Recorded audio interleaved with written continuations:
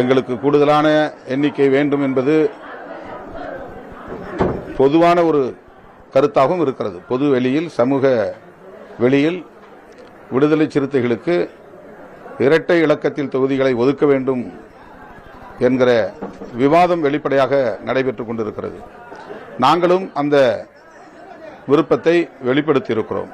அதே வேளையில் 23 கட்சிகள் இடம்பெற்றுள்ள ஒரு மெகா கூட்டணியாக இந்த கூட்டணி இருப்பதும், அனைவரையும் அரவணைத்து செல்ல வேண்டிய தேவை இருப்பதையும், கூட்டணி வலிமையாக இருப்பதன் மூலம்தான் வலதுசாரி பிற்போக்கு சக்திகளை வீழ்த்த முடியும் என்கிற அந்த புரிதலும் இருக்கிற காரணத்தால் நாங்கள் இந்த பேச்சுவார்த்தையில் சுமூகமான ஒரு தீர்வை எட்ட இருக்கிறோம்.